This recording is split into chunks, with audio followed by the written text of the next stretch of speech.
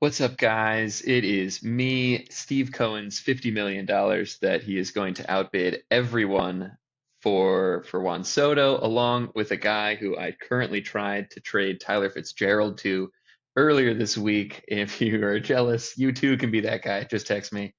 Drew, how are we doing on this fine day? Welcome back to another beautiful season of FTN Fantasy Baseball. Great. Getting off the Thanksgiving holiday. It's Sunday night as we're recording this. Obviously, not excited for this sprint at work between now and the Christmas holiday. But that's why we're here to, talk a little bit about baseball before we go back to our boring actual jobs. I forgot about that Tyler Fitzgerald trade that Right, you never texted me back, which is what I took that as a resounding acceptance, but maybe we can work more on that offline.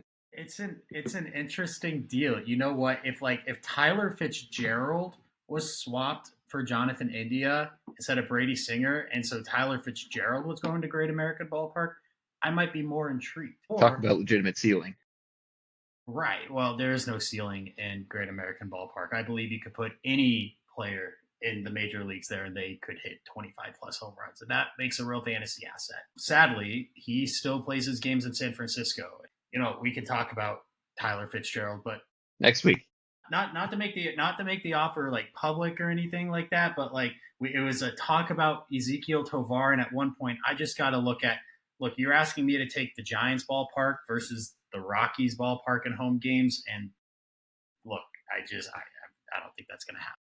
Look, it's just the battle of 290 OBP middle infielders. They're equally as valuable. But speaking of middle infielders that do not have a 290 OBP, and speaking of the Great American Ballpark, Drew, what are your thoughts on the great Jonathan India and one Joey Weimer, Ben Feitlinger, Jersey legend, getting traded to the Kansas City Royals for your celebrity crush, Brady Singer? So we're just going to get right into the trade, but I do think Absolutely. this is arguably juicier than the Dodgers signings, at least from an FTN perspective. Not even close. Just because Brady Singer is one of our FTN legends, and not to maybe tease future segments of the podcast, but if we're ranking Brady Singer on the FTN legends tier, I have to imagine he's higher than Blake Snell or Tommy Edman. I can imagine. But more, just teaser on that one, more to come on a future episode. For that actual trade, look, I think everyone hates it from a real life perspective, and I think I hate it from a fantasy perspective. But I do think Jonathan India will be the everyday leadoff hitter for the Royals. They need that. I don't know if you guys were paying attention, but I think it was right behind Judge and Soto in AL RBIs last year was Vinny Pasquantino and Bobby Witt. And, Hmm. you add a guy who's not Michael Massey or Michael Garcia to the top of that Listen, lineup, and they're only going to hit more. I mean, I did see earlier that Michael Massey unfortunately dropped out of the leadoff spot, but dropped down to like sixth. So I think the hype is still there. Max, you should still keep him on your roster over Dylan Cruz. I think it'll work out great. People are going to turn this episode off. Wouldn't blame him. It'd be further than they've made a lot of. Just Jonathan India, though, I mean, 90 plus runs is in play. 62 games and 550, 600 plate appearances, should be playing every day. That's exciting, even though I did see a stat that he has something like 70 career home runs. And if he had played all of his home games at Kauffman Park over the same time period, it would only be 45 home runs. So, look, the power's going to go down, but the Royals like the run. They like the steal. Their ballpark is conducive to doubles and triples. So maybe he gets 5 to 10 more hits this year. Multiply that by how many more at bats he's going to get, and 90 plus runs and 20 stolen bases is in play, even if it's 9, 10 home runs. That's an asset. Max should not be looking to drop him at this time. I think it's an exciting moment for Jonathan India in his career. I'll be intrigued by the positional eligibility. Max has a lot of positional eligibility issues on his roster. Mhm. And so where the Royals decide to play Jonathan India, I don't actually know what he's going to open the season with eligibility wise. Yeah, I mean, I think I'm pretty sure he's just gonna stick with second, and then we'll sort of see what sort of fun they have. We got we That at got least is three we got three Cincinnati Reds fans in the league. One of you guys should be able to tell us in the comments or in the group chat when you guys hear Where this, does he if fit? Jonathan India played outfield. I think they'd probably sooner. I mean, their second baseman was like I believe it was like Michael Massey last year. I think they would probably give India the priority in bumping him. I also think Massey's like considerably more athletic, but who knows? I'm just the Michael Massey guy. I will continue to be. But I mean, I think it's just fun for India, right? Like, I mean, you go to Kaufman and you're gonna lose some of that power. But I think with the running that they have, he's still's got like decent sprint speed. Like he could sort of turn into like a reasonable Michael Garcia like expectation of last year, where maybe it's like 12 homers. Like he's just sort of Michael Garcia without all the tools, but like add in like reasonable plate discipline and like actually being like good at baseball instead of just being like strong and fast. And on the top of the order, I think that just makes a ton of sense. I mean, Bobby Witt Jr. is an MVP candidate, Vinny P an MVP candidate if everything goes right. I mean, he's going to get RBIs regardless.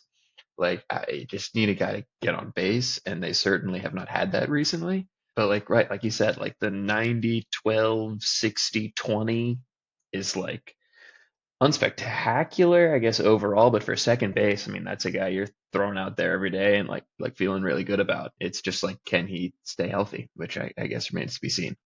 I do want to say one last thing on this because I think it's relevant. I have been hearing people say that Jonathan India might actually be the third baseman. So it might not be all doom and gloom for Michael Massey.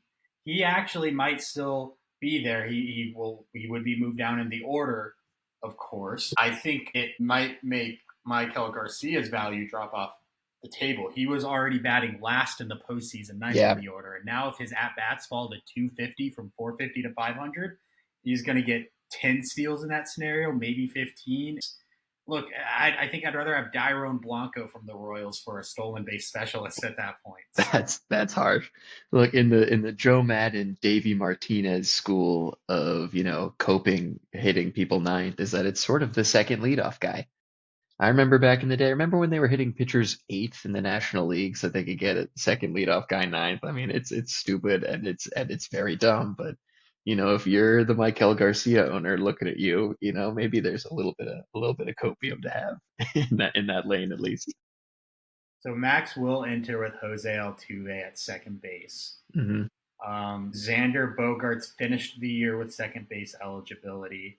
Bryce Touring had dual eligibility, but he I should think only he'll be probably second have base Shore at second base. because Willie Adames would have been the everyday shortstop there. I mean, he might just play shortstop moving forward and get that right back, but it would take some time. He also has Ketel Marte. Is Jonathan India just the discount Ketel Marte? Actually, that actually feels like the perfect comparison. I mean, Ketel Marte has like real pop. I think you're probably doing a disservice to Ketel Marte by comparing him. But I The mean, the yeah, I guess it's. issue for Max Adam is Mhm. that he has a singular player with third base eligibility, and it's Paul DeYoung, who's a free agent, likely won't sign Picky. as a starter, and I don't think he's even going to have third base eligibility next year. So he does not currently have a third baseman, but if the Royals opening day trot out Jonathan India, then Max maybe feels good about it. Otherwise, he should feel like he needs to make a trade, and maybe actually they'll start to get a sense of that in spring training. Yeah, I mean, this league has certainly never been like no one's ever like felt really comfortable with their second baseman position, like outside of Max. I mean, he's been second baseman capital for like 5 years now, and I think it's a position that he's very comfortable in. And everyone is going to see this move and see this roster and be like, I can trade for a second baseman here, which very well might happen. And I think it would make a lot of sense for him, but I mean, he certainly hasn't had a problem in the past with having like five good second basemen and like not moving him for the right price. I mean, he did it last year, and it looks like right now, I mean, he's going to do it again. I mean, Jose Altuve, Ketel Marte are like two of the top five second basemen. Like, who needs that? So it's something that he likes. It's if you think you can go buy one off him, if you think you go buy Jonathan India off him, because like Jonathan India is the fourth best second baseman on the roster, depending on how you view like Luis Renifo, like or Bryce Terang, like it's fourth or fifth. I mean, it's crazy. So I think it makes a lot of sense to move him, but who knows? Again, we always say Max is going to trade people, and Sometimes he does, and most of the time he doesn't. And, we'll see this time. Yeah, he had a sell off at the trade deadline 2 years ago. He was a little bit less active at this past year's deadline, but he was kind of still Hmm. in the playoff hunt this year. So yeah, well, Max very interesting this offseason. I will of course try to pry Dylan Cease from his hands, but that Good luck with that. unlikely happen. Let's talk real quick about the other side of that trade, then, Adam, because obviously I have my own thoughts on Brady Singer moving to Great American Ballpark, and while the experts will say something ground ball pitcher, that doesn't necessarily instill confidence because he has still been very prone to home runs in his career, even with pitching a lot of his games at Kauffman. So what do you think? Brady Singer in redraft leagues, would he be outside of the top 100 starting pitchers? That's really tough to say. I don't think I would go that far. I think just depending, like his innings eater, I mean, he threw 180 innings last year. Obviously, all pitchers could blow up at any second, so who knows? But like the Reds are a decent club. He's gonna throw 108 innings, and like you said, I mean, I think it's sort of like the meme where it's like the bell curve of like the dumb person, the like the middle, and then like the genius, where like the dumb person and the middle person are like, oh, ground balls in Great American, that makes sense. And the middle person is like, but he still sucks. And then I think the genius is like, yeah, I mean, like you should have a ground ball pitcher in Great American Ballpark. Like I think that makes sense. So I mean, I think this is a natural fit for like the franchise. Obviously, it is worse for his fantasy value as the Royals are a better team than the Reds and in a worse ballpark than the Reds. But like I don't think his value falls off the cliff in fantasy just due to the volume. And I think as a Reds fan, I think you should be like, I don't want to say happy, but like I think this is exactly the guy that you should go out and get. I mean, it's the advantages of being able to like play half your games in one stadium and have your stadium be so unique is that you can build your team around that stadium to like build the home field advantage of your hopes and dreams. And I think this fits exactly into it. But you're the Reds fan, you're the Brady Singer guy. I mean, this should be your segment. Not a Reds fan, Cardinals fan. That was so casual of me. I can't believe I just said that. I really wanted the Cardinals to get Brady Singer. Sure, Obviously, that this makes would have sense. been a He'd be much great there. better fit. We should just the Reds should trade him again. You know what? They should get Sonny Gray back. They should just do a Brady Singer Sonny Gray swap, and everyone would be happy. I don't think we're going to see that. Yeah, this sucks for Brady Singer's value. He's been good every other year in his career. He is set for a down year just based off trends, and a down year in Great American could get real ugly real quick. Might be the first time I don't get through a season with him on my roster. This is definitely the most down on him I've been, Wow, even though he had pessimistic. a good season. Yeah, it's we'll see, man. Maybe maybe let's talk real quick about that because this was on my mind the other day, the NL Central, and I know you're not our NL Central expert, so maybe we'll talk about the NL East as well. So, but let's talk real quick about the NL Central. I see the Cubs, the Brewers, the Reds, and the Pirates all being somewhere between 85 to 95 wins, and then the Cardinals will be at like 70 or like 68. Is that how you see it? Feels very pessimistic on the Cardinals and very optimistic on the Pirates. I mean, the Cardinals, I mean, they're old and they're bums, but I mean, I sort of feel like, and potentially trading away Nolan Arenado. I'd say if they do trade him away, then like that might be realistic. But I mean, I sort of feel like last year was a floor year for them. I think they have a decent team. Their pitching is suspect and debatably bad outside of Sonny Gray, but like their defense is so good. I just feel like you just need to be able to hit a little bit. Jordan Walker whiffed, which sucks. Goldschmidt and Arenado took big steps back, which may or may not be completely repeated, may or may not be on the roster. I'd hold out like a little hope for them, but I don't know. The Pirates are like just Paul Skeens, in my opinion. I don't see a whole bunch of like exciting things behind him. I mean, if you're like a big like Bubba Chandler guy, maybe you see like a youth revolution, but I don't know if the playoff push of years last, like the Brian Reynolds led onslaught of a lineup, O'Neill Cruz healthy, like I think there's almost as many hypotheticals to them being good as there are like the Cardinals being bad. Okay, okay. Hear me out. Hmm. Paul Skeens Cy Young has to happen for the Pirates to get to 85 wins. Fair enough. Yeah, fair. Fair enough. Jared Jones does not hit a rookie wall like he did last year. He got the injury. Let's say he's healthy. He gives them 160 innings of 3.5 ERA ball. That's great for a number two in the NL Central. Let's say Bubba Chandler has some very great rookie success. And then let's add in the offense here. Hmm. Let's say we have the true O'Neill Cruz breakout year. How many years in a row have we been saying that? Be like, okay, so O'Neal Cruz is going to play 158 games. He's going to go 30-30, right? Okay, now let's move on to the next. And it just doesn't happen. Well, it takes people some time to break out. We see it over and over and over again. Hmm. Let Brian Hayes bounce back season. Very I much mean, in play. fairy Very tale much land. in play. Henry Davis gives them literally anything this year after he gave them negative stuff last year. And maybe Brian Reynolds has a career year. Everything comes together. The Pirates win 93 games, and that's good enough for the second NL wild. That would be fun. That would be very fun. Do I think it's realistic? Less so.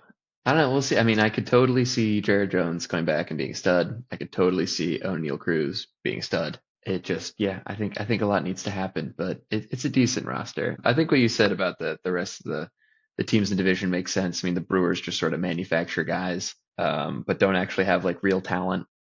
That's sort of how I view them. Like they're just so good at pitching development that they can just sort of make anyone okay. But like their offense is like the definition of like gimmicky.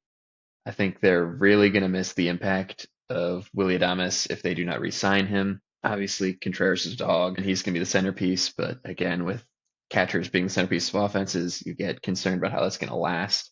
And you saw that with Adley this past year. Will Smith was good, but had a down year. I mean, it's catchers, like it's very hard to depend on them for health and performance for a very long period of time. And like I get like there's signs of regression all over. Bryce Terang sucks. Oh my God, he sucks. I know we were just talking about him, but like he stinks. And like, could he get 60 steals again? Sure, but like, who cares? Almost in a way, they're gonna need like a big like MVP jump from Jackson Churio, which I mean, sure, like might even happen if there are a couple guys in the league that can do that and show that they have that potential, and he's definitely one of them. But I don't know. Do you have any thoughts in the rest of the division? Well, I do think that I keep hearing that if the Brewers are serious, they will throw the bag at Alex Bregman. I think That'd be that would be a interesting. super spicy move. Hmm. Christian Yelich should be back and healthy, but I feel like we say this every year, and I just don't think he's the same player. But, fully healthy Christian Yelich, even if he doesn't run and maybe his skills drop off a little bit, could still pop 30 home runs. The pitching, man, Woodruff will be back, and who the heck knows? Right. I mean, that's as big of a wild card as you're going to get in baseball this year. I mean, that's such a seriously freaky injury that we don't really know how people come back from. And he's going to have to be their ace or something like it. I mean, Freddie Peralta has shown nothing but inconsistency throughout his entire career. Definitely not enough to like be a number one that a team can depend on. I think you'd be fine with it as number two, but if the Brewers have any real ambitions, they're going to need like a real like Brandon Woodruff is back season. Bias Harris could be DL Hall season, but let's not talk about DL Hall. Why don't you give your initial win predictions NL East? What do you think? And at least that's fun. I think the Phillies are probably about a 100 win team, maybe a little under, depending on how. I think they're really good. I think they're going to really spend. I would be surprised if they get one of the big aces left on the market. They're obviously going to give Soto a run, but I don't think they'll be able to track him down. As of time of recording, I mean, it seems like obviously this is like borderline media fabrication, but like it seems like Red Sox. And again, Steve Cohen's $50 million might have something to say about that. And that obviously changes the calculations here a lot. But I'd say preliminarily Phillies at the top for sure, around 100 wins. Mets second. Sure. I think they're bad. Some sort of voodoo magic about them. They can spend as much money as they want. I just don't think they're good. Like, how did the team with such a big payroll end up being like the Jesse Winker vibes team in the playoffs? Like, that's despicable. They might lose Pete Alonso, obviously a big part of their lineup. We'll see how much like Francisco Lindor can like single-handedly carry them to the playoffs again. Obviously, if you sign Juan Soto, things change, but I think things would change for any team that would sign Juan Soto. So I don't think that's really saying much here. The rest of the boys, first, who cares? I'm just gonna start by saying who cares and who cares. Marlins are getting Sandy and Yuri back at some point. That's cool and fun. Jesus Luzardo should be healthy. That's cool and fun. I'd still probably put them at about 80 wins, potentially, like maybe probably less. They still That seems can't. really optimistic. Their pitching's really good.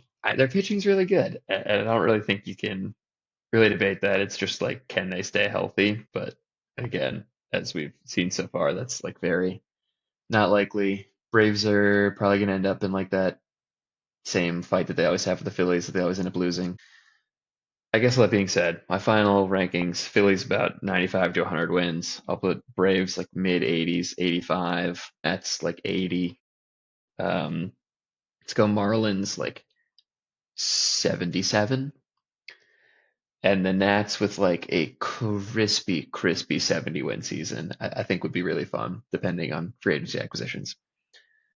I want to talk about those teams at the bottom. I just happen to think that they're more interesting and fun than the Phillies, who are old, so that's not fun. The Not Mets, fun. who are just the most unfun MLB team ever, unless you are a Mets fan. And then the Braves, which they should bounce back. I actually think they'll win the division. I thought they were overrated going into last year. I think they're going to be underrated this year. Um, let's talk real quick about the Marlins and the Nationals, because that's where the young players are. That's where the prospects are. That's where the fun is, I think. You betcha. So real quick on the Marlins, just a quick question. And my computer's bugging out, so I hope you guys can still hear me. Yeah, seem to be fine. Okay, well, it's frozen on me. But their 2025 projected rotation before Yuri Perez comes back. So I'm going to lay out a 6-man rotation with Yuri Perez. Should be Hmm. Sandy Alcantara, Jesus Yep. Luzardo, Edward Cabrera, Ryan Weathers, Braxton Garrett, and then Yuri Perez. Of those 6, should all 6 be rostered in FTN? For at least like the first 2 weeks of the year, I think that's probably fair. I mean, I've been like a serial Edward Cabrera hater for like the longest time. I notably traded him for JD Martinez, or maybe vice versa. Something happened. Ulrich, correct me. I at one point had Edward Cabrera, and I no longer have Edward Cabrera. Maybe that was for. It's fine. He just can't get the ball in the strike zone. I think you roster him to hold him through spring training the first couple of weeks to see if anything changes. But like, he's definitely a guy that will like frustrate the hell out of you all season. You'll be posting messages in a group me about like he had a 10 strikeout game, and oh my God, he's throwing 95-mile-an-hour changeups, and that's great. And like, you found an ace, and then like he'll go 3 weeks with like an 80 ERA, and we'll be back to where we started. I'm personally like a very big Ryan Weathers fan. I think he's got some really good, at least streaming potential. I think he's gonna be one of those like weird guys that we saw last year when like they're gonna be owned every week by someone. It's just not gonna be by the same person generally. Like I would be surprised if a guy like him is owned by like 6 teams next year and starts almost every game of the season for like a person in FTN. It's just like, you're just gonna get him and move on. But I think there's a really good argument for really every one of these guys. I mean, a guy that you didn't even mention, Max Meyer, could come up. I mean, he's probably, as you're probably looking at right now, is probably in like a bullpen role, but all these guys are injured, and he was definitely a guy with pedigree that could step in and make some noise and potentially stick. I mean, they'd love to have him be a starter if he'll let them. So I think it's just a fun team, and they just need to hit like a little bit, just like a little bit. Sadly, they probably won't. They won't. Xavier Edwards can only do so much. I know.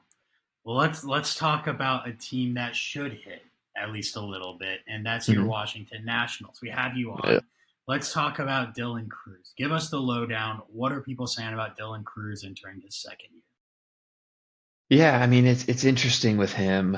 He sort of had like two modes this season once he came up. So he's always been like a real OBP guy. I mean, he's got an unbelievable eye at the plate. He has the thing where I don't know if you guys have heard about like Justin Jefferson, where like part of what makes him good is that he doesn't have a dominant eye and he can like switch it.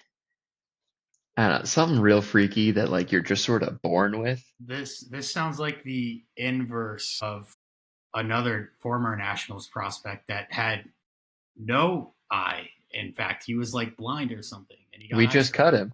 Right. I traded Ryan Presley for Carter Kieboom post LASIK because it worked for So, Wilson Ramos that one time.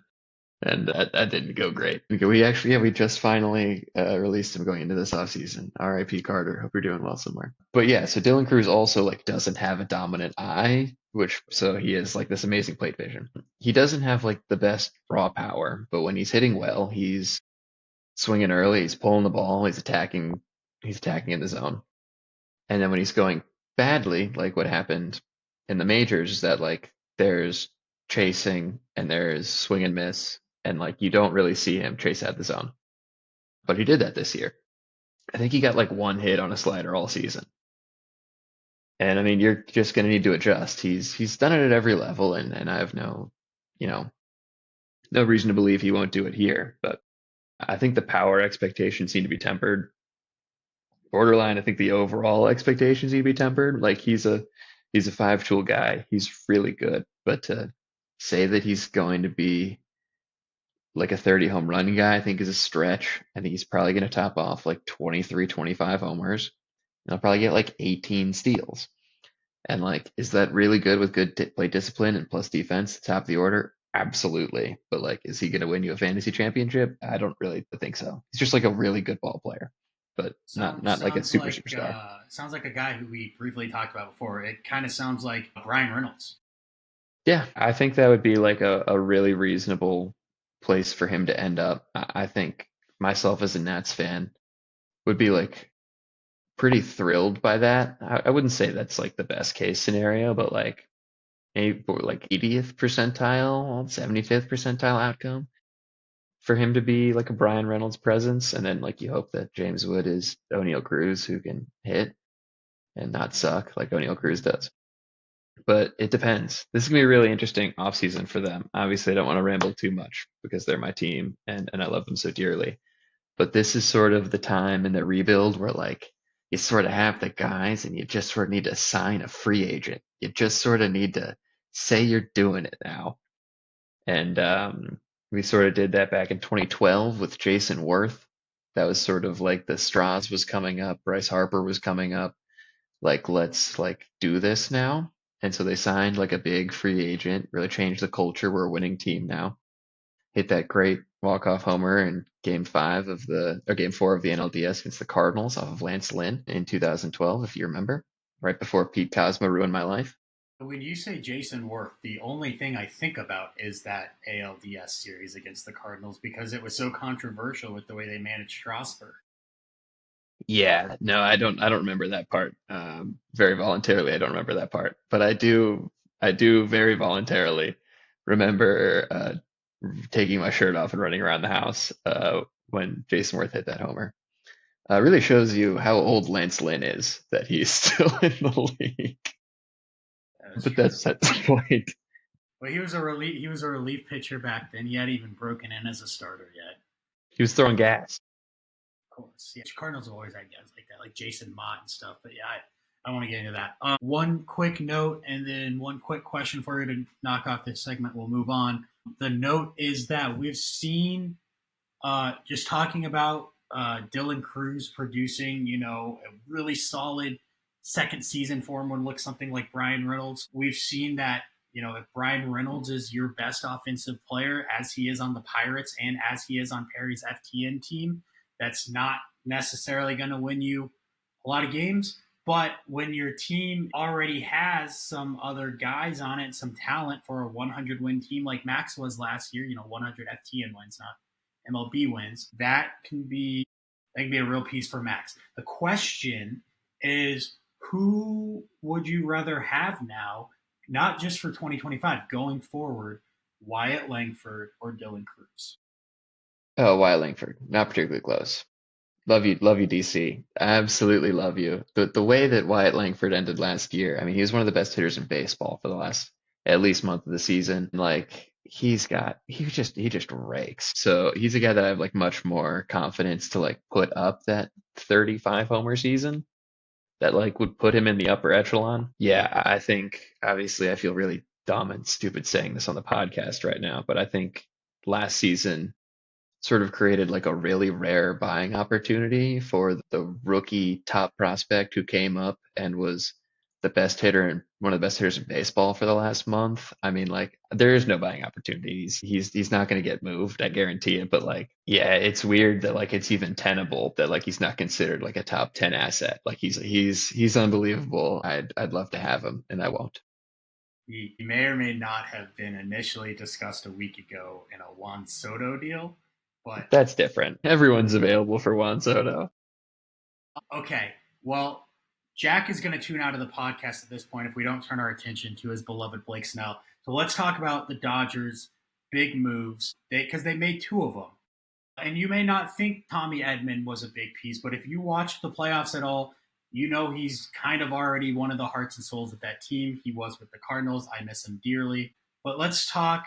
Let's start with Blake Snell. He's the bigger fish. The numbers somehow actually seemed low to me what the Dodgers signed him for. I actually don't have it in front of me, but I just remember reading it being like, that's it? After last season, that's all he got from the Dodgers. What do you think for FTN and the Dodgers? I mean, I'm sort of not surprised at the number given his sort of injury and inconsistency, sort of streak in the past. I mean, like we have to sort of keep in mind this is a guy that like didn't get signed out of the offseason last year. And coming off the great season he had the year before that. So like clearly there's some like league-wide apprehension about him. Now obviously, again, he shows out and he's like again puts up like a second half for the record books, and like he's Blake Snell. He's really good, but for the Dodgers, it's interesting. All of their entire rotation is like injury prone guys, and like we saw this season that like they can win a World Series with like one and a half starting pitchers that they plan on having, but it is scary to think about, both in like what if they're all healthy, and also like there's like a 60% chance that almost all of them get hurt this year. So it's like they have the money, they can take the risk, like go get the guy who is good and they know is good, so it makes sense for them. FTN wise, I mean, tough to go to a better spot. It's real tough. It's real tough. The only, I think, thing that Jack might be a little bit worried about is a potential six-man rotation. The Dodgers have definitely done that in the past to limit some innings on their arms, and I wouldn't be surprised if they did that again this year with like just how many studs they have and just how injury prone they all are. So I think it might be like a somewhat threat to his innings, but I also think that if he gets in a groove, they're not going to tell him to not pitch because he is like just that level of ace when you need him to be. So we'll need to see. I'm going to hope against Jack. Um, not hoping that Blake Snell gets hurt, but maybe he's fine this year instead of like the best pitcher in baseball for half the season. I think it's interesting because I asked the question about the Marlins, and I was like, "Look, should these guys be on FTN rosters this year?" And you're like, "Yeah, maybe, yeah, probably to start. Well, let's see what happens. They're all intriguing." The Dodgers are. It's not even a question. It could be who the heck knows, other than like Blake Snell. Like I don't even know if Otani's in the rotation. I'll tell you why. He is. Maybe they run him out as a closer to protect his arm. I'm not even kidding you. But they have. It doesn't matter who they throw. It could be Tony Gonsolin, Dustin May. It could be any of their variety of pitchers down in the minor leagues. They could sign somebody off the street. That guy you should be starting. They should be picked up and they should be rostered for starts. And so all these guys, if the Dodgers announce Tony Gonsolin or Dustin May as their fifth man in the rotation this year, they should be added immediately. So I mean, lots of like tabs to keep on that. there's a reason. Like I think at least Dustin May was like owned through like most of his Tommy John surgery. That's crazy. But like the fact that like you could rationalize like holding what's going to be like a number five starter throughout a 2 year Tommy John period, like they are just that good. They're gonna win a lot of games, so like they're gonna score a lot of fucking runs. So like you could have a guy that blows up and gives 6 runs in 5 innings and like gets a win, and like that's just sort of like the Dodgers difference, where like you just can't really guarantee that everywhere else. It was Vinny. Vinny held him for his first year. He finally dropped him. I held him for half of last year. Then I went and And picked up I, a different Dodgers IL pitcher to stash. I stashed Clayton Kershaw instead, hmm and ended up I got something for him, and then I owe Ryan Bam Crazy. at this infusion. It's weird. Trading for Clayton Kershaw in the year of our Lord 2024 is crazy. Yeah. And I think he's a free. No, No, he's John Blog definitely not. rosters him. Awesome. That's awesome. I'm sure he's gonna have a Cy Young season this year. That's just sort of how these things work. Yeah, so let's maybe talk about one pitcher that it looks like two free agents now that won't be returning to the Dodgers in the wake of this. Jack Flaherty and Max Fried. I think any team in the league, I wanted to use the Washington Nationals. I'm like, Adam, could you imagine if the Nationals signed Jack Flaherty? He'd be the perfect piece. Then I'm like, wait, 25 teams in the league could sign Jack Flaherty and call it the perfect missing piece this offseason. Yeah, I don't think like any team is not gonna like really want a top end starting pitcher. And like that's exactly what Jack Flaherty was for like almost all of this year. I mean, he sort of ran out of gas at the end, which I think is natural. He was pitching a ton of innings. But yeah, I mean, both those guys, Flaherty and Fried, I personally am a Fried man myself, but like they're going to be coveted and they're going to sign crazy contracts. They're like six teams and they all want them real bad and they're all the big spenders, but like you go door to door in any team in Major League Baseball, like, do you want Max Fried? Do you want Jack Flaherty? They're gonna say yes, please. I want him so bad. He'd be so perfect, just because they're just good. It's interesting because I don't think either party would be interested in a reunion in Baltimore with Jack Flaherty. And then I'm like, why are the Orioles not just putting all their eggs into the Corbin Burns basket? But then I think maybe Max Fried is the perfect get for the Orioles. But between those three guys, I think the Orioles have to get one of them. I don't think it's going to be Yeah, Flaherty. And then the other two guys, I just have no idea because, like you said, there's some big spenders out there, but even the non big spender teams, maybe they just want one of these guys. And this will be the one free agent that they go and get. And so I think a lot more teams might be in play. Like the Padres, will the Padres go get one of them? yeah. I mean, there's sort of been like they have a big payroll, obviously, but like they haven't been afraid of splashy moves before. It wouldn't surprise me. I agree with what you said. The Orioles need to get one, and I do think that they're going to end up with Burns. I mean, he's such a weird profile and they know him so well that like I think it makes sense for both parties to like just sort of continue that work. They really made a tweak in the last couple months to really go towards more of like a sweepery slider than his sort of bullet slider.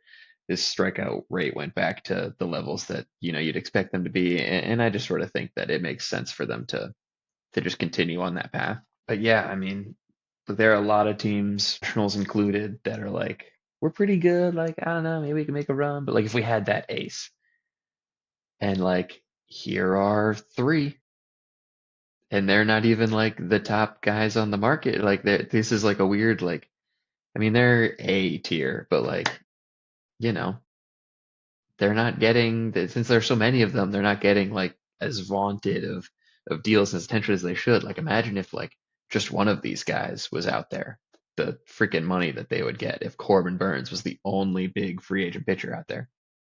And also, I mean, we're saying all this, and Roki Sasaki is yet to be posted. He'll be posted around winter meetings, Yeah. and like he'll be a Dodger, but like it'll be a fun like 15 minutes before he signs, where we can all like hope and pray and dream that like our team ends up with this guy. So it's a fun free agent class for sure. I think Flaherty back to the Tigers would be super interesting. Gimme, gimme. That's my boy. That's my team. That's my boy. Come home, Jack. But having the option of like, do I want to go to any of these places? And like, Los Angeles is definitely gonna be one of them. And like being like, nah, I want to go to Detroit is like kind of psychopathic. So I would be surprised. I couldn't fault anyone for not doing that. Well, we'll see. But speaking of Jack Flaherty, let's real quick talk about another one of Perry's players just to cap off the news. That's Tommy Edman, again, re signing with the Dodgers. 6 years, a lot of money. Great for him. He's a Cali kid. I think Perry missed having Tommy Edman all of last year. I also think this probably screws with Mookie Betts' future eligibility.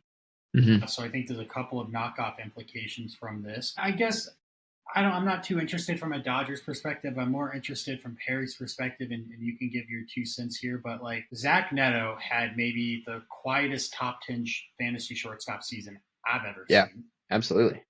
It was actually top five shortstop season. Hmm. Super impressive stuff from one of the younger players, and I think the first from his draft class because he's an Angel to debut in the Hmm. majors. So Only 23. 20, yeah. So good for him. And then he's got Tommy Edman back, and Michael Harris should return to form. And I think the real X factor here becomes Jordan Walker.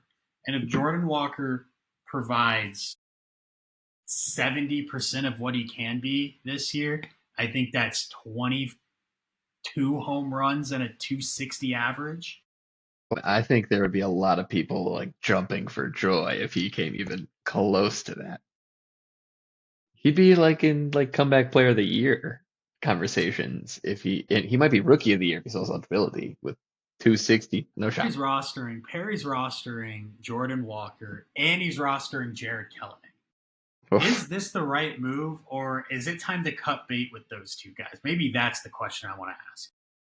I mean, it's, you're not necessarily in contention right now, so like he should be Reclamation Project Central, and I think they're the right two guys only until like someone more interesting comes up. Like I have no problem with this. Jared Kelenics probably dust. I don't know if there's like much hope there. We've done this for like 3 years now, and it's just not there. I was still in college listening to like Wander Franco versus Jared Kelenic podcasts, and like first of all, the answer was neither, which is really chill actually. That was good. I remember when I lost my starting shortstop to fucking a kid and won back-to-back championships. It's pretty cool. I don't know if you were aware that happened. But no, I mean, he should be going after these high ceiling guys, and this is exactly the move. Also, I don't know if you're privy, but Zach Neto has an ice cold baseball savant page, and I hate to be the bubbles guy, but they're blue. So just putting that out there. But I am seeing him like ranked in like the top 50 of like some dynasty lists. I mean, he had a 2020 season last year, 2030. It's ridiculous. It's got Anthony Volpe there too. A lot of high ceiling, like former top prospect Speaking of guys. fucking blue savant pages, goodness gracious. Maybe we'll see. Maybe Jackson Holiday will continue to struggle. We'll see him end up with another like blue chip middle infield prospect. Wow, with blue chip infield prospects like these, who needs a blue chip middle infield prospect? Yeah, we'll see. Kobe Mayo maybe too.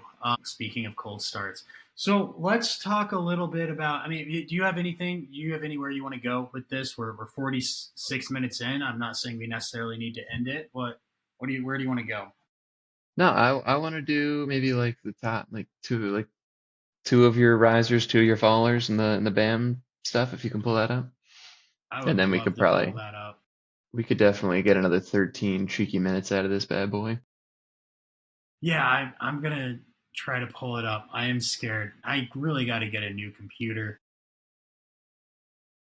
If Let's not, we can see. sort of work off of our phones because I know we all have it up, and it's not like there's anything fun going on besides like the actual values. No, I'll try to pull it up here so the good people at home can follow along. So, what Adam's referring to, some of you guys may know, some of you guys may not know. I recently updated my BAM Chise valuations. I guess it's franchise BAM valuations. The BAM Chise is something else. But I recently updated the list. I didn't share it out with the group. Maybe I'll do it following this. Maybe I won't.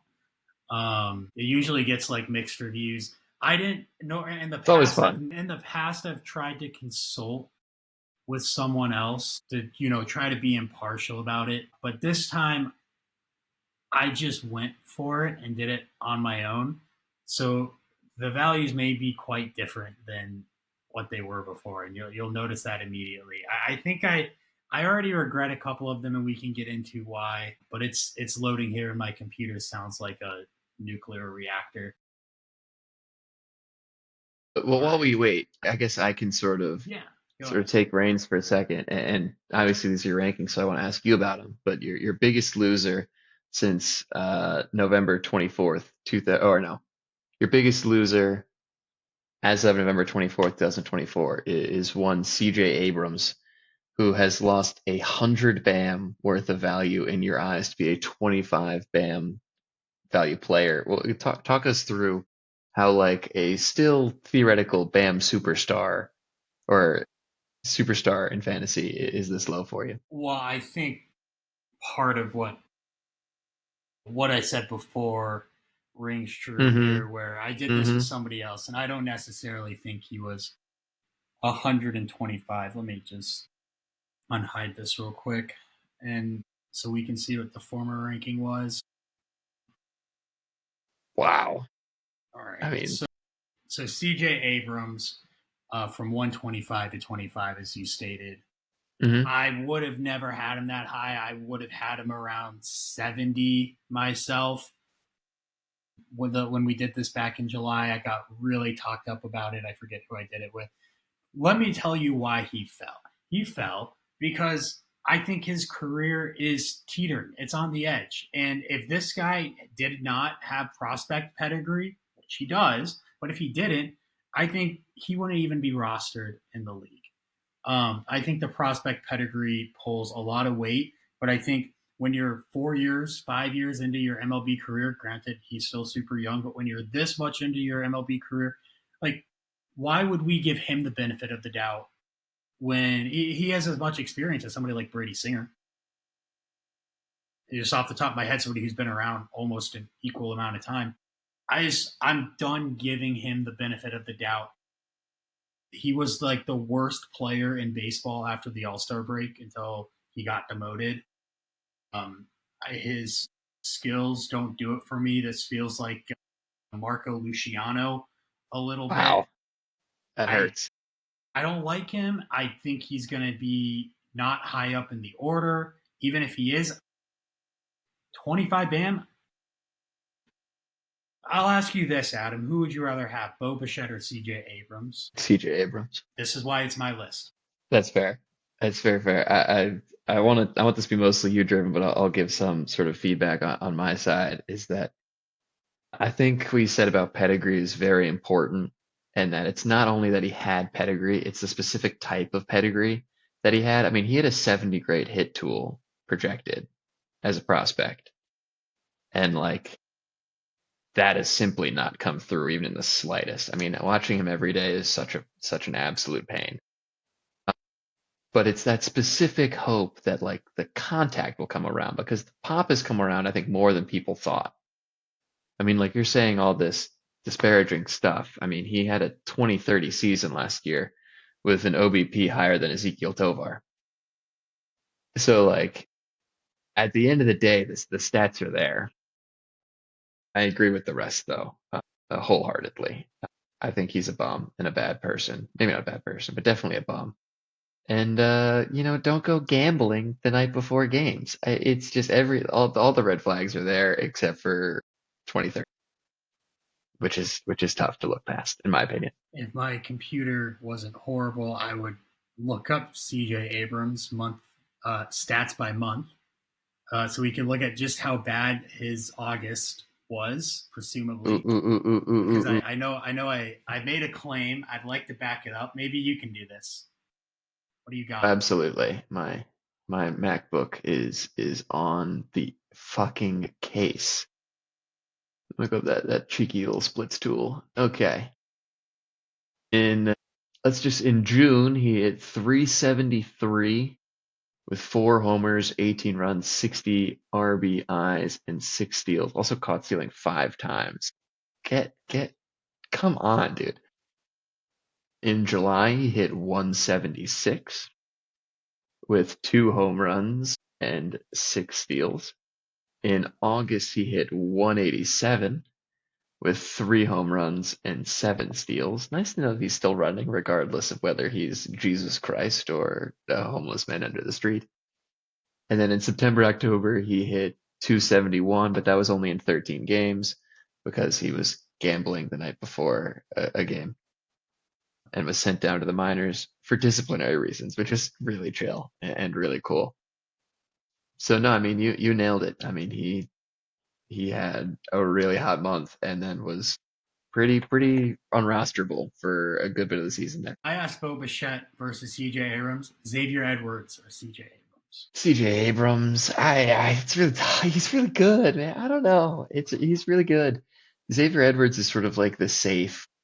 Xavier Edwards is who everyone thought CJ Abrams would be, and then he got to the MLB and showed that he could hit 25 homers, which is really scary and amazing.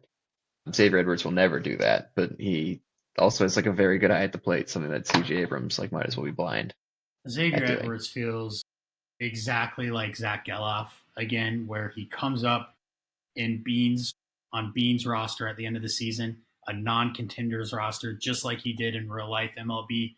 He gets hot for a month and a half, and now Ben is thinking it's like the next superstar. Right, shout out Luis Angel Acuna, who's going to do a very similar thing this year. Not owned by Ben though is the difference. Not owned by Ben, unfortunately. The next guy on this list that I want to talk to you about, and we argued about a bit on the side, but I want you to defend your take in public. Julio Rodriguez going down 45 BAM to 135 from 180, a clear step below. I mean, he's worth 105 less BAM than Gunnar Henderson. Like, talk me through that. Well, you'll notice that Gunnar Henderson also went down a fair amount. I think he was heavily inflated. This isn't his kind of point of this episode, but like Mhm. Gunnar Henderson. Let's maybe compare the 240 to the 135 versus the 290 that Gunnar was. So what I'm going to do Totally is fine. I'm going to short this list Z to A, and I'm going to look at where other 130 BAM players are. So I have Julio Rodriguez 135 in the same tier as Luis Robert, Jackson Merrill, Jackson Churio, and right above Rafa Devers. You Right know how below fucking fast I would trade Cole Reagans for Julio? You wouldn't even know it had happened. It would just be Well, this is maybe advice from an FTN champion on how to build a roster. Go for the disappointing offensive player versus the stud superstar pitcher. I see your point, but I think maybe offensively he falls in the same category as now a guy who absolutely could legitimately claim to be the number one player in fantasy baseball in any given year in his career, Luis Robert and Jackson Churio. But they just, for one reason or another, they aren't there yet. It's in Jackson Churio, it's super limited sample size. Luis Robert, it's because he's a White Sox. With Julio Rodriguez, it's because of for now. inconsistency. Just playing in Seattle makes it so much harder too. So again, my rankings. Maybe I'm lower on Julio. I don't think I was ever as high on him, but I think he. If you think that Julio is too low, then you probably think Luis Robert and Jackson Churio are too low on this list as well. I mean, did you ever have like Julio in the same like big three as like a lot of people had with like Ronald Acuna and Bobby Witt Jr.? Was that even like going into last year? Was that a grouping you had? And like Juan Soto is sort of like the top like four like young superstars. Julio was at 210 at one point, Hmm. down to 200. So original value 130, but then talked up. I think I did this one with somebody else. So my original was 130. And then I think I did this with either you or JD, and we got the Were bad 210, influences. which the 210 would have put him right there with Corbin Carroll and Bobby Witt. So, all this to say, yes, he's been there, and it seems like a lot of other people in the league have had him there too. He's never been my bag. I look, it's just a player you won't be owning. Acquisition price too high, and you might seem pretty sharp for that, as time goes by. I mean, I again to pull up the bubbles, but this isn't like a very fun bubble. It's pretty standard, but his 37% chase rate in the sixth percentile of baseball, 31% whiff rate in the 14th percentile of baseball, 25% K rate, 27%, and 6% walk rate, 22%. Like his process is bad. His skills are fantastic, obviously, always have been. But his process was very bad this year. And you go back to last year, and it's the same. Like he just and go maybe 2022, and it's the same. He's It's always sort of been a talent over skills, and like plate skills, eye at the plate, attacking the right pitches. Like he's always just been able to like see ball, hit ball, and generally you'd think that would lead to some inconsistency, and this year definitely did. Yeah, well, it should tell you that another guy just like that we just talked about, C.J. Abrams, more of a talent guy over a raw tools guy over a process guy. I'm just lower on that profile of player. So these are my rankings, and you're asking legitimate questions, but I go and I look at the players that I directly compared him to by ranking them the same price. He's right there with Robert for me. He's right there with Churio for me. He's right there with Jackson Merrill for me. They're all right there, and they don't reach. I now have it sorted by the highest values. He's not with Bobby Witt and Ellie and Soto and Henderson. Yeah, no longer. I see that you have a couple of pitchers there sort of towards the end of the list. Did you like take in, injury risk there at all? Is this just sort of like performance just overrules everything? Like these are like you don't care if they're hurt, they're just so good. Are pitchers like similarly rated throughout this list, or are there just like a tier of guys that you just sort of can't deny here? No, that's a good question. So it's definitely tiered, and you're seeing tier one. It's Tarek Skubal and Paul Skeens. And injuries be damned. If a guy is injured, then they are lower. Spencer Strider is going to be lower on this list because he's injured. Yuri Perez is going to be lower because he's injured. But, Shane McClanahan's going to be lower because he's injured. But Hmm. guys who don't currently have an injury, I just am choosing to believe that they will remain injury free. I think if you're betting on injuries for the top end talent, you're going to be selling those guys at a discount if you own them, and you're going to be hoping to get a discount if you're trying to buy one of them. Similar to like a Jacob DeGrom scenario. So no, I have changed my view over time too, where I used to look at things on like a 5-year horizon. Then I was kind of like a 3-year horizon. I'm Hmm. more looking at things now on like a 2-year horizon. I look at our rosters, and I've done the research once. I'm not gonna care to update it again Plenty of anytime times. soon. But you know, there is some evidence to show that in 3 years of time, the average FTN roster will churn by over 80%. And so I'm not counting on really anyone on my team being on my roster for more than 3 years. The statistics just show that people churn their roster that quickly. So, I'm going to look at guys now more on like a 2.5 year horizon. Like, what can these guys do for the next 2 years? Not what are they going to do for me 5 years from now. So these rankings reflect this. Paul Skeens, Tarek Skubal, long term, I don't know. Are they healthy entering this year? Yes. And what are they going to give me the next 2 years? Absolutely eliteness if they stay healthy. So that's the tier one of pitchers.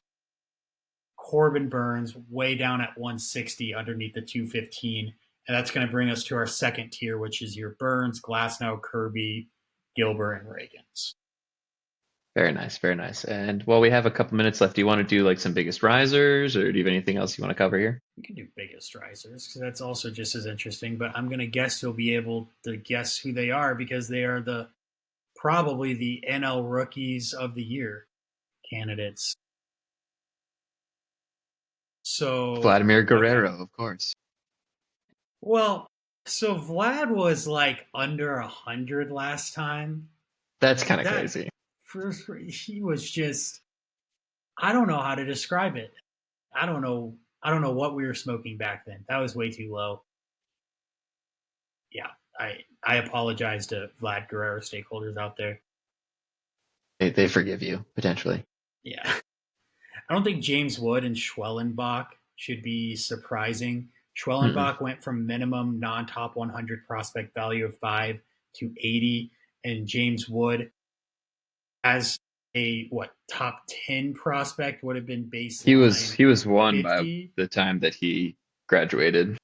Sure, but he wasn't number one at the time that this was published. So he got like he got a numerical rating that put him somewhere between 40 and 50. I guess 40. Now he's up at 125. I don't think that should be surprising. You're going to find other similarly highly rated prospects from the last year in that same area if they graduated prospect status.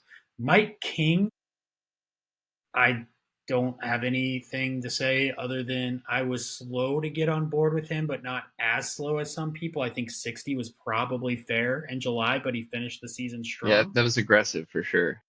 Yeah, so I think he's really good.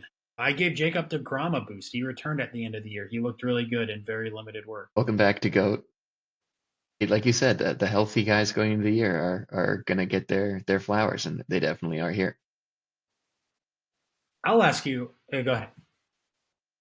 Well, I was going to ask you how you feel about the ranking of Shane Boss here. Yeah, I mean it's interesting. The He had this sort of DeGrom expectation coming up. I mean, he had number one prospect in baseball as a pitcher talk coming up, and he's just sort of been hurt forever. And the Rays have definitely like slow played him. I think that there's definitely like still juice to be left here. This year will be obviously be big in determining like what's his actual like ceiling. I think that this ranking here is a lot of name value. The Rays are not going to be a good team. They're not going to be pitching in Tropicana, which has been shown to like really inflate four-seam IVB and thus become like a very intensely good pitcher's park. So you sort of don't know what he's going to look like without that. Without that, and I mean, of course, you can give him the benefit of the doubt. He's the Rays, and he had all this like we've talked about pedigree, but he has not shown 55 BAM production so far. Well, but he obviously has plenty of time to do so. I think it's a bit aggressive, but I wouldn't trade 55 BAM for him. But I think a You lot of want people would because he's Shane freaking Boz, and that still means a lot to some people. you want to talk about your guy on this list? Who, Law Dog? Wolf? Absolute monster? Yeah, I mean, crazy. That's just crazy stuff. I can't. If you had put me a year ago today and told me that an A's outfielder was going to be on this biggest risers list, 60 BAM, what a find from Adam, manager of the year, two-time champion, lost his shortstop to having sex with a child and still pulled it through. I would have told you it was Asturi Ruiz, who is now seemingly like buried somewhere. I don't know what sort of compound that the A's are holding Asturi Ruiz in, but I hope he's getting enough food and water. But yeah, I mean, he has always been crazy tools, and he found something that clicked mechanically. And I mean, I buy it, which is crazy. This would not be a guy that I would expect to be in on as a player and as a manager, but he's looked good. His projections are crazy. Let me pull up his steamer real quick, because it makes me happy. Hold, please. I don't have to go very far because his team is on the A and he's on the top of all of their lists. Projected for 90 runs, 27 homers, 75 RBI, and 21 steals, That's which insane. seems ludicrous. And Lord knows what the field they're playing on is going to do to batted balls. I can only imagine it's gonna be a good hitter's park. If he does that, he Hmm. should be rated equivalently to Jackson Merrill. Yeah, I mean, I think Jackson Merrill would probably be projected something similar. I mean, let me pull that up now, but Is I this don't is think. this a is this a this is unfair with you as the owner of Lawrence Butler on here, but is this a buy low opportunity on Lawrence Butler because we haven't hit Jackson Merrill prices yet, I mean, according to it me? depends. For me, it's a sell high on Jackson Merrill more than it is a buy low on Lawrence Butler. Jackson Merrill is projected for 81 runs, 25 homers, 90 RBI, and 14 steals. So projecting Lawrence Butler for more runs, more homers, and significantly more steals with slightly fewer RBI. I don't know, they're both pretty good, but if you took away their names, if it was like a player A, player B situation, I know who I'm taking. Wild stuff. I can quickly flip over here, Adam, and just maybe we take a quick look at this because I think it's interesting. Only to note that if you look in column G, this is the change from July to November as I see it after reassessing BAM. And this includes like stipulations and stuff like that, the change in roster value and the change in farm system value. Max went up 111 in value. That Good for indicates Max. really good stuff. But the number that's going to stick out here is John Duong adding to his riches. The number one riser 208. up 208. Roster value up 135. Vlad Guerrero has a lot to do with that, but you have to keep in mind that was offsetting the number 2 faller, which was Gavin Stone, who fell like 75 after his injury. So Because he's a it was bum. more than just Vlad inflating this increase in roster value. So I don't know how JD does it.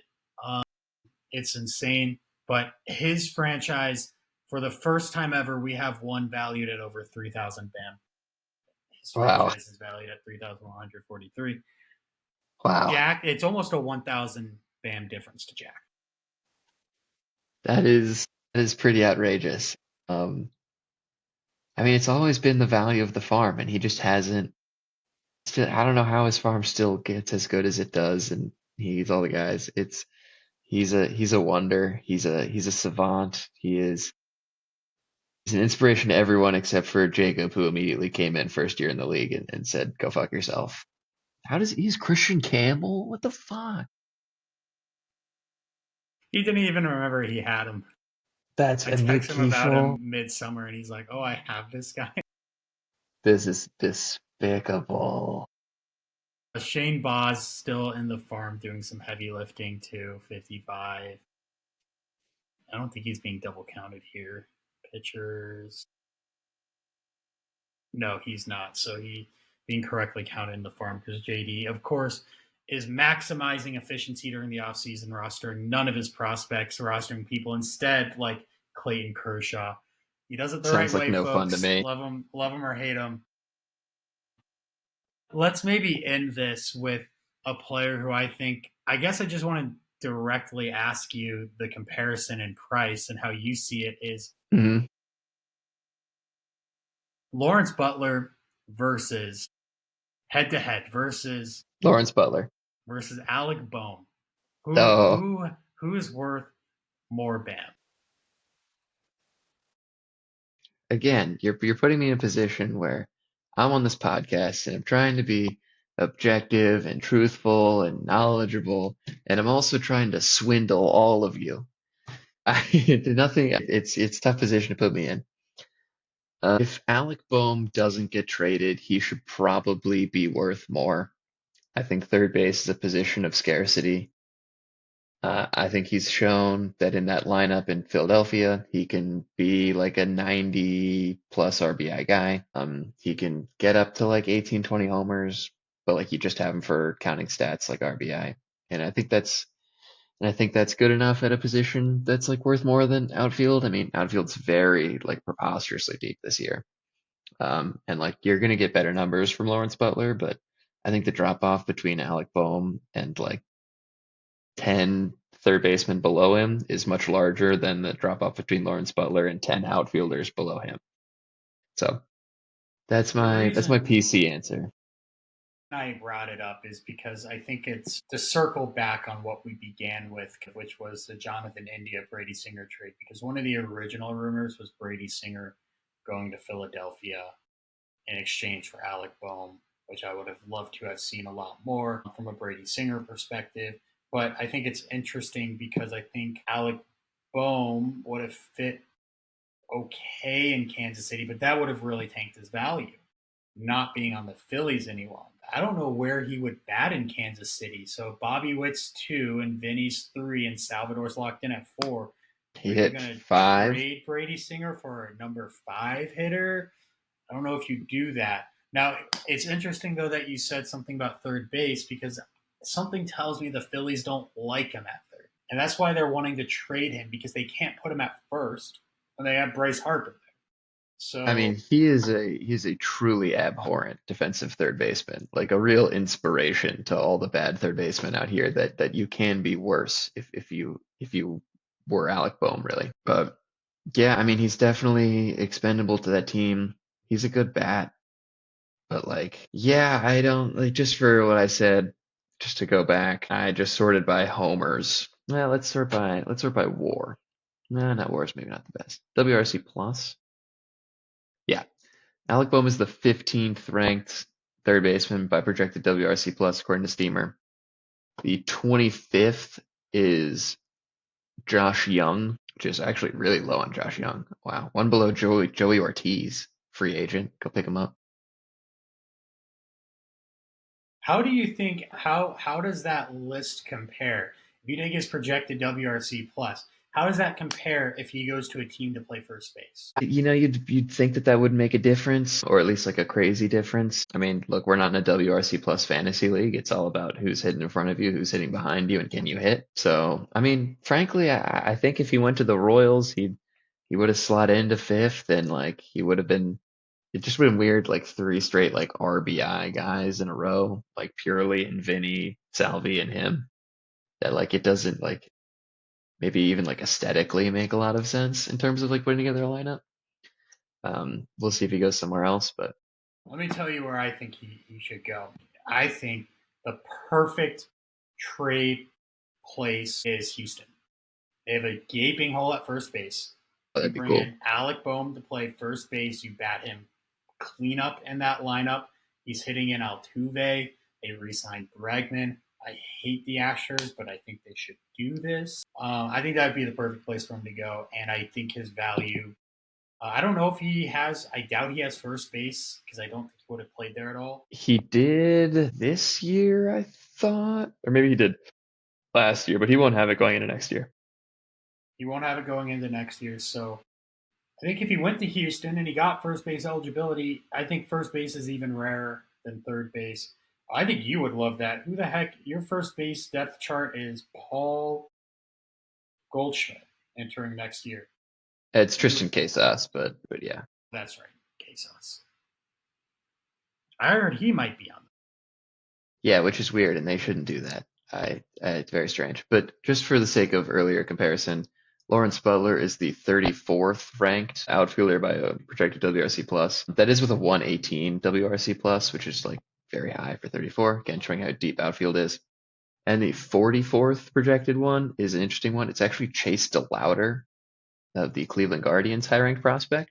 But that's only in 39 games they're projecting. He would be right in between Alec Burleson and Taylor Ward, would be 10 below Lawrence Butler. I hate both those guys.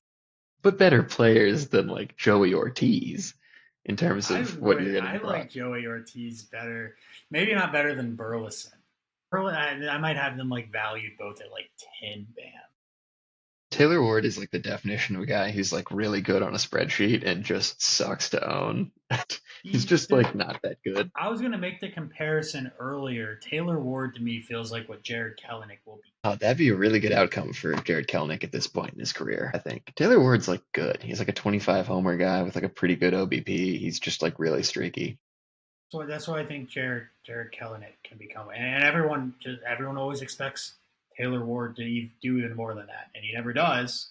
Never I does. think so. So we'll see. I think that's all I got for us. I got material for 20 more podcasts, but let's save those for the 20 more podcasts.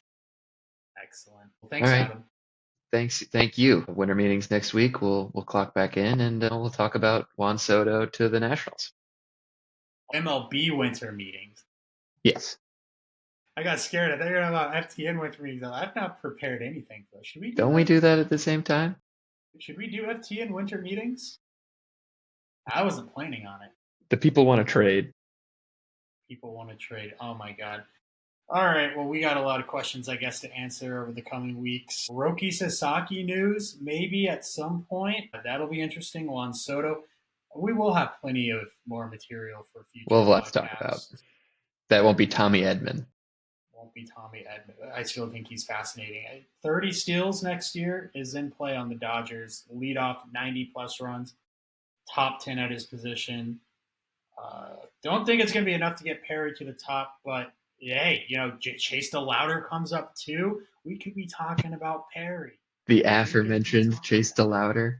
Yeah. What a transition. Thank you, Fangraphs Steamer Predictions, sorted by WRC+. All right. Well, we are quickly spiraling here, so I'm going to end it. Thanks for tuning in, guys. We'll see you all again soon.